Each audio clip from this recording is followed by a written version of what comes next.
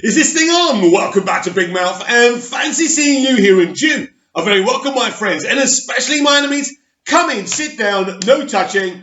I don't do the touching. If you're feeling charitable, please subscribe to the channel and smash the like button. And please do follow me on Twitter at Movies TV Mad. I'll make sure you have a very entertaining time with Truth Bomb after Truth Bomb. Look at this. David Ayer means business. This is a piece of technology apparently from Apocalypse. Now look at this beauty. Look at this. All tied in. David Ayer's Suicide Squad. His movie, not the movie that Warner Brothers edited and basically deleted nearly all of Jared Leto's Joker, but David Ayer's actual Suicide Squad was going to have so many things that were very important to Zack Snyder's Justice League. As I keep on saying, it's obvious why he came onto Twitter. He is fighting for his cut to be seen as well. Now, I know he says things like, I can't believe after 5 years we're still talking about this. But of course, we all know why he's on social media. He saw what Zack was doing. He saw what Zack was doing on Vero. And he's doing the same thing for his movie. Now, as I keep on saying, Release the Ayer Cut is the same movement as Release the Snyder Cut, Zack Snyder's Justice League. We need to be hashtagging both at the same time. We need this studio to understand that we want to see both of these movies. Because actually, we should probably see David Ayer's Suicide Squad, the movie we haven't seen, before we see Zack Snyder's Justice League. These are two very important movies if you're a fan of that vision, which I am. So absolutely, every time you hashtag Zack Snyder's Justice League or Release the Snyder Cut, you should be hashtagging as well David Ayer's Suicide Squad.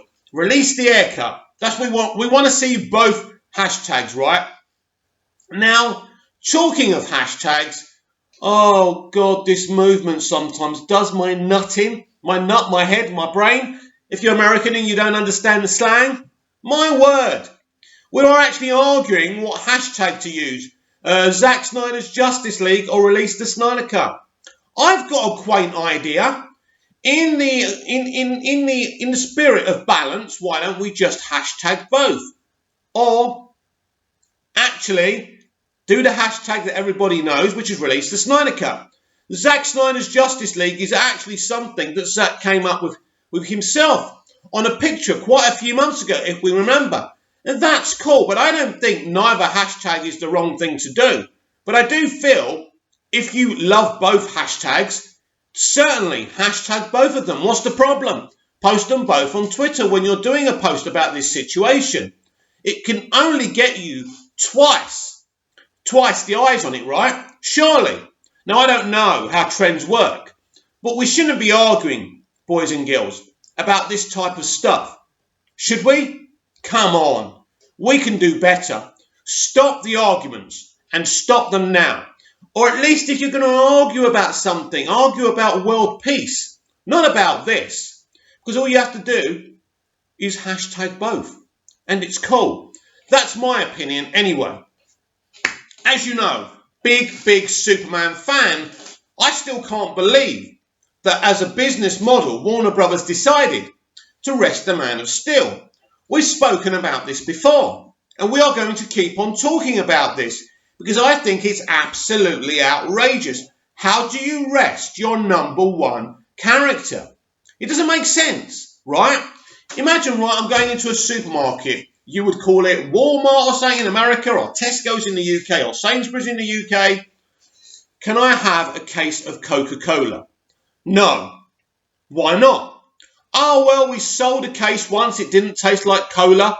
People got upset. So we're giving Coca-Cola a rest for now. Do you imagine that? This is exactly the reason they rested Superman, because of what happened in Justice League. Ridiculous. Ridiculous. What kind of people are you? Do you understand business? What kind of business model is the DCEU? If we can't see our favourite character, the world's favourite superhero, don't at me, Marvel fans, MCU fans. It's a fact, right?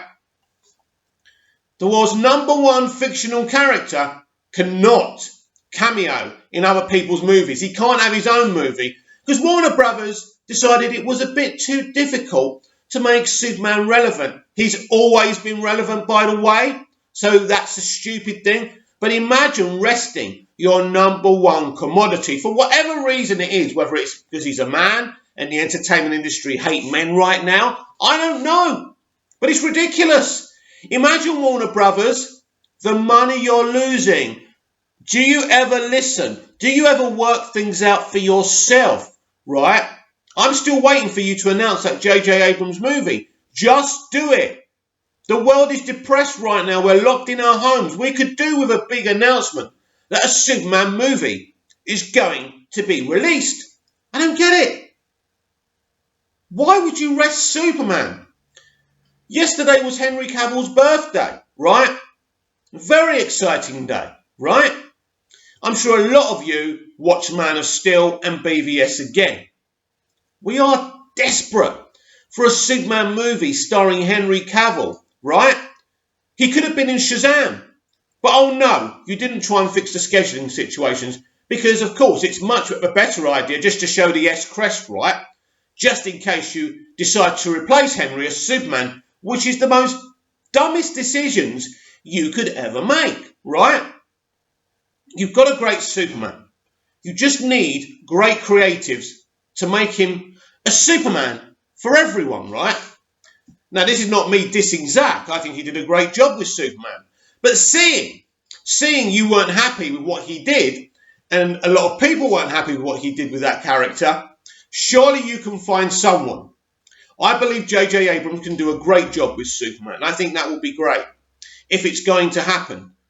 But resting Superman for the past 3 years? What's wrong with you? What is wrong with you? To be fair, even with the crappy lip CGI in Justice League, there were some good Superman moments in that film. His race with Barry Allen, aka The Flash, was fun. His stuff with Cyborg was okay. I know some people won't agree. But it wasn't that terrible to say, whoops, movie's flopped. And what's funny about this, Warner Brothers, you literally, I've said this before, I'll say it again, you literally blamed Superman for the failure of Justice League. As I say, how do your brains work? How do you run a multi-trillion-dollar industry, the entertainment industry, and rest your most valuable commodity? This is why I've always said this controversial thing. I have issues with Disney. I have issues with the way they do things. But I do know this, that they have represented their Marvel characters in great ways. Not all the time, but most of the time, right? Captain America's a prime example, right? Chris Evans was great casting.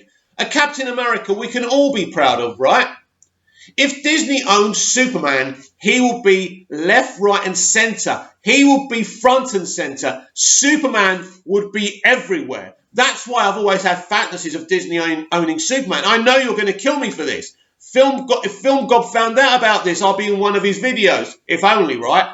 But that's the point. At least Disney take their commodities and use them. Can you ever see Disney, right? For example, right? The Last Jedi wasn't a very popular movie with some fans. Rise of Skywalker has its issues, right? What have they done? They've just announced a bunch of projects. We've got the female-centric one apparently. We've got the movie with Taika Waititi, right? We've got the Cassian Andor series on Disney Plus. They're actually doing more since all the contrived debates and all of that. They're not resting Star Wars. You know why? Because they know it's a big moneymaker. We've just seen Clone Wars finished in a beautiful way. So despite all their issues, Disney sometimes are still making great Star Wars in terms of The Mandalorian and the way they finished Clone Wars as well, right? You rested Superman for 3 years and counting. He's the best character. And all you have to do is get him right for everyone. That's all you have to do. Oh no, he's just too much of a difficult character. That's it. We're giving up on your most valuable commodity. Look at him. He's beautiful. He's beautiful. He's a beautiful character, whether he's played by Chris, Tom Welling, Henry Cavill, George Reeves. He's a beautiful, amazing soul. A hero that men, women, girls and boys can look up to. In these distraught times, in these toxic times, Superman can bring us together. So why, Warner Brothers, for the love of Superman, the love of Kal himself, for the love of Jor-El, why would you shelve your most valuable commodity? It will never ever make sense to me. I just don't get it. I really don't. And someone can explain to me how this makes good business sense. You know what? I love Kevin Smith. Did you hear that chair behind me pop up? It's the seat. It's a really old swing chair, but I use it because it's cool when I swing. Anyway, I know sometimes Kevin Smith can say he loves everything and we all call him a bit of a shill. But I do love Kevin Smith. He did a really exciting thing, as I told you he was yesterday. He did this whole, I think he did it on the DC YouTube channel, the official one. He was actually live tweeting while watching a big screening of Look Up in the Sky, the amazing story of Superman, which is a great 2-hour documentary. They did it as part of the marketing to Superman Returns, and he was live tweeting about it all through yesterday. Amazing. And I'm going to read you some of the stuff he said. I may read you all of the stuff. So, and we're off. Look Up in the Sky. Right now, the film is covering Siegel and Schuster, the two boys who connected at the age of 16 and dreamed of making comic books. Superman was born amidst the environment of the depression, hope from the hopelessness. That's very brilliant. Absolutely. That's what I've just been telling you Superman's about. That's why we need him. Jerry Siegel and Joe Shuster, one was American, one was Canadian. They created Superman in Cleveland, but the city of Metropolis is based on Toronto. The first superhero was North American, born of two countries, and the character was an immigrant from space. Again, beautiful messages. That's why I love Superman, because my parents were immigrants. I grew up in the UK and was called a foreigner and things, and never felt I belonged like Clark didn't. Every generation gets the superhero it needs. Superman was born amidst the depression. What superhero will come from this quarantine? One that orders lots of takeout food and masturbates daily, no doubt. Superman was born on the comics page, but quickly moved to radio. Could a superhero radio show work today? Or are audiences too used to spectacular visuals? I'd be all for doing a scripted Superman radio show podcast. Well, if you all know Big Finish that does audio Doctor Who adventures along with other stuff, audio still works and is still very, very popular. So I would absolutely love them to start doing Superman audio adventures. Maybe DC and Warner Brothers could talk to Big Finish about that. They do a great job, and that would be awesome. Even Smallville audio adventures, Warner Brothers, think about that. The potential. But first and foremost, we need Superman back on the big screen. It's as simple as that. It's a desperate situation, and it's an embarrassing situation for you, Warner Brothers. Hang on. Superman fought the Klan on radio long before the recent comic book. The ultimate American immigrant represented every kid. Could you imagine being new to this country, scared, and discovering Superman wasn't all that different from you? No wonder they loved him. So true. The Max Fleischer Superman cartoons still hold up today. Without them, we wouldn't have the Batman, the animated series we got. The creative team from Gotham borrow from look and feel of Fleischer's suits. The black and white Superman show with Noah O'Neill as Lois Lane and George Reeves as Superman. My mom had a train set with little white figures for townsfolk that we set up at Christmas. I took the white figure, put red Play-Doh on it and made him stop the train. Wow. Faster than a speeding bullet, more powerful than a locomotive, able to leap tall buildings in a single bound. It's Look Up in the Sky, it's a bird, it's a plane, it's Superman. Opening narration from the Adventures of Superman, those exciting words still capture my imagination today. George Reeves played Superman. Ben Affleck played George Reeves, and he played Batman. That's some Lincoln Kennedy kind of stuff, yeah. I watched every episode of Adventures of Superman in reruns when I was a kid, but I liked Batman more. Superman didn't have many colourful villains in the show. He fought dudes in suits. Batman fought monsters in the colourful costumes. Supes fought 50s gangsters. Watching Hamill himself get animated about adventures of Superman is a reminder that he may be our Luke Skywalker forever, but he was a fan first. Was also awesome seeing the real Stan Lee pop in and give Superman love. Stan was always clear. No Superman, no Marvel. A great thing. Marvel fans, if you're watching this, watch this documentary because Stan said this. Without Superman, he wouldn't have been inspired to do what you love today. And no MCU. So Superman is an inspiration for us all. Very important. I have never seen the Super Pup footage before. Holy crap. It looks like Peter Jackson's Meet the Feebles. The heartbreaking loss of George Reeves ended the TV show but had no effect on the comics during that time. Mort Weisinger gave us Candor and the Bizarro. When the Batman TV show exploded on TV, creating a campy take on comic books, Superman was on Broadway in his own musical. Comic book culture took centre stage decades before we think it did, but it didn't stick like it has in the last 20 years. While we watch Look Up in the Sky and examine Superman's long legacy, let's wish the most recent Man of Steel, Henry Cavill, a very happy birthday. We're glad your parents stuck you in that rocket and sent you to us. You honoured the Cape, sir. You absolutely did. You honoured the Cape, Henry. Getting emotional here because we need you back. You're a wonderful man and a wonderful actor. Seeing you with mentally disabled people, respecting their love for Superman is a beautiful thing.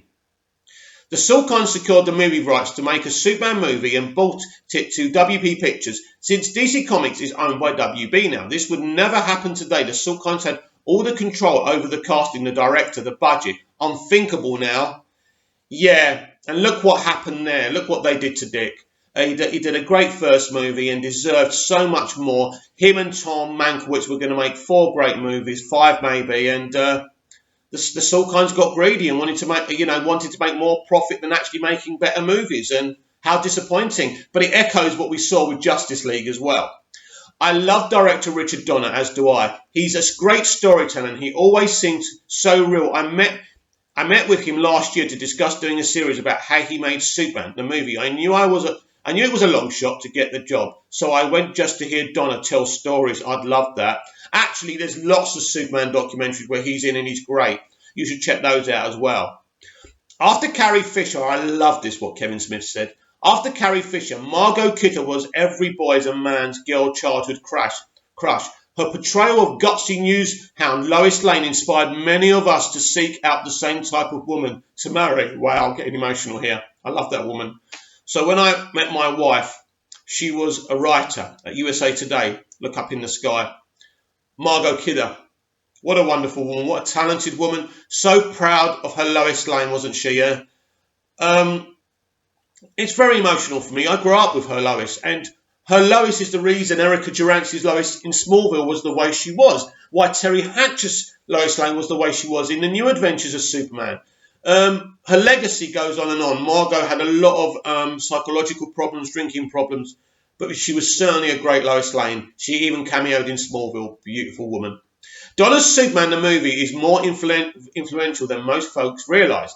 In the 7 episodes of the CW Supergirl and CW The Flash, I've been lucky enough to direct. This movie is still invoked and used as a model by the writers and producers. It's the gold standard, absolutely. I've explained about this movie before, and not putting it up against Man of Steel. They're both great movies. But this film is a pioneer. They made a great Superman movie with great visuals when they had no CGI. That's an amazing feat, and it almost killed poor Dick Donner. Gene Hackman's Lex Luthor, the guy I got to play on the playground whenever we played Superman, he made Luthor the villain you love to hate. Didn't even care he wasn't bald, till he was. Dude literally wanted to sink California into the sea for a real estate scam. Do you know what? As a kid, I loved Gene Hackman's Lex Luthor. It's only when I saw Michael Rosenbaum's, when I started Lex Luthor on Smallville, I started to criticise what Gene had done. But no, that was still great, and that's still got a place in pop culture today. Christopher Reeve will forever be Superman to me. You could relate to him. Either as Clark or Kal, he took a Christ-like approach to playing the Man of Steel. Look for the video of him talking about working with Marlon Brando. Dude had tons of integrity, yeah. We covered that here on the DCEU Daily, how he's literally dissing Marlon Brando for giving up on himself and his career. Top man, great Superman. You know, again, you don't have to put the other Superman against each other. They're all great. But Chris was the one that nailed it for me. Superman the Animated Series. This amazing cartoon features the absolute best incarnation of Brainiac. I saw every ep with Jay Myers, but Jay was always a bigger Smallville fan. Yes, mate. The show creators once sent me a fax asking me to direct an episode. Wish I'd done it. Look up into the sky. What? The creators of Smallville? You should have done it. What's wrong with you? The greatest show ever made, and you didn't direct an episode. This is a Smallville dedication from Kevin Smith, because he must have been watching this part of the documentary. I've got so much time for Smallville. You know, I've done videos on here before. Without Smallville, you wouldn't have the CW versions of DC Comics. We have now directing CW Flash and CW Supergirl up in Canada. Half the crew also worked on Smallville back in the day. They used SFX tricks learned on that show to produce the current shows. Without Smallville, you wouldn't have many things. Smallville is one of the greatest incarnations of Superman you will ever see. 10 seasons, give or take a few episodes, of perfection, of how you tell a prequel story. And ultimately he becomes Superman, but in such a different way, in such a character-driven way, so beautiful. And I could talk about Smallville all day. Look at what, without a word, he communicates everything heartbreaking about this strange visitor from another planet, the last son of Krypton. He literally played 2 different characters. I hope they paid him twice. Probably not. That's another situation with Superman 4. That's why we didn't get the Nuclear Man we deserved as well because of that. But Chris's interpretation of playing Clark as one character and Superman as another is genius. No one's ever tried that. People have issues with Clark being clumsy and stuff. The whole point is, so nobody works out he's Superman, and it works. Damn it, I forgot we'd had to deal with the death of Chris Reeve in Look Up in the Sky, of course. Crying now, didn't we all?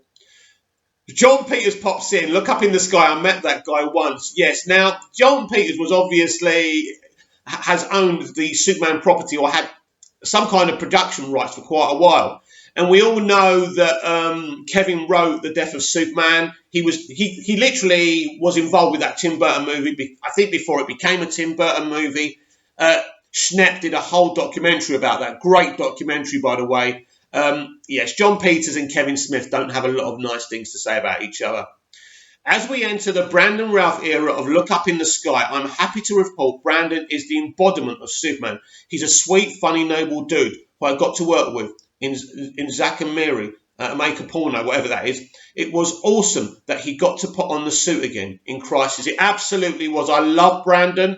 If he was announced as one version of a live-action Superman in the DCEU, I wouldn't be angry. Not instead of Henry, but as well as Henry. I'm that ambitious. So where are we? Let's have a look. Wow, I forgot Cyclops was in Superman the movie. This makes me want to rewatch Superman Returns. Haven't seen it since release. Hang on. Cyclops wasn't... I don't know what you're talking about. Anyway. Well, be due for a new cinematic incarnation of the Man of Steel in a few years. But for now, Superman returns to the CW later this year in a new show. And Melissa Benoist continues to crush it weekly on the CW Supergirl. Look Up in the Sky. It's almost over, kids. Look, he's saying... Let's read what he's saying again. We'll be due for a new cinematic incarnation of the Man of Steel in a few years. That's interesting. So, few years? 3 years? So, it looks like what he's saying, a new incarnation. It sounds to me that Kevin's letting us know here, wow, I haven't read these. I'm reading these now. This is happening as we do this video. This is nuts. 24 minutes, 22 seconds now into this video. And Kevin Smith's literally telling me and you that in 2 or 3 years' time, we'll be going to see a brand new Superman movie with a brand new incarnation, which pretty much means a new vision and a new actor. That's shocking, isn't it? That's shocking. That means no Henry Cavill, surely. Surely, look, I'm going to read this one more time and move on, because this video has been going for a long time and you probably all stopped watching the premiere by now. Will be due for a new cinematic incarnation of the Man of Steel in a few years. But for now, Superman returns to the CW later this year in a new show, and Melissa Benoist continues to crush it weekly. Wow. Wow. Well, make of that what you will. But to me, it says that in 3 years' time, we're going to see a brand new Superman actor, and a brand new, as he says, incarnation, a new vision for Superman on the big screen. Wow. I don't know even the word to use. I'm just stunned. He's confirming it. He knows stuff. Of course he knows. He's literally telling us that there. That's an announcement. I told you there could be an announcement. This is type of an unofficial one, but he means it, guys. I don't think Henry's coming back. And when we go back to his Henry comment, wishing him a happy birthday, it was an honour for you to put on the suit, sir. It's like past tense, wasn't it? Wow. That was an emotional journey into Legacy of Superman. Thanks for watching. Well, wow. I enjoyed doing that for you guys. I haven't read them yet, as you know from my shock. A new incarnation of Superman in the next few years. Wow, which means we're going to get an announcement soon because they have to start making it. Which means Henry Cavill isn't going to play Superman again. And when this is officially announced, because I don't think, you saw how I nearly swiped past it after I read it. It only delved in that literally he was telling us that Henry Cavill won't be playing Superman again. A new incarnation of Superman is coming, everyone. We can't deny it any longer. Very sad. I will keep on enjoying what Henry gave us. It is J.J. Abrams for sure. I'm sure of that. He obviously knows that. I think an announcement is coming. I've been saying, I said that on yesterday's dceu Daily. Even though I kind of expected it a little bit because people have been funneling stuff to me for, well, maybe 6 months. I've even brought you a couple of videos, but I still hoped, beyond all hope, that Henry would get his opportunity again. But how sad. Because he was robbed. I'm just glad he got the 2 movies. They're 2 of the best live-action Superman versions ever. He can always hold his head up high and proud and say, I did the best of my ability. I did a good job. He'll probably be the next James Bond. But I am sad. I am taken aback. But you know what? You're not going to like me for this, but I'm going to say it. I'm kind of excited. I'm excited. I want to see Superman again. I want to see live action movies again. I will give the Superman TV show a chance, even though I know these people's agendas. And all they want to do is emasculate male characters. I know. But at the end of the day, I think the people running that Superman TV show are the same people, Jeff Johns included. I know you've all got issues with him. But at the end of the day, I do look up, as a writer myself, I do look up to him as a creative. Jeff Johns and a few other people will be involved in that Superman TV series that kind of launched The Flash Season 1, which was a great series. I think we all agree up to that point it was great. So I'm looking forward to that, but I am looking forward to find out who our new Superman will be. So Henry Cavill, I will always respect you. Wow, I need a cup of coffee. I think I need some alcohol after that revelation. Comment down below what you think about what Kevin Smith has said here. What do you think? Right? Come on. I want to know. Tell me. Don't just leave the video behind. Just because I'm not a big YouTuber doesn't mean you can't talk to me. I'm a fan like you. So comment about that. Look, I'm so shocked. Like, share and subscribe. And you'll get more revelations probably when we're reading through something else on tomorrow's DCEU Daily. So see you again soon. Bye. What a shock.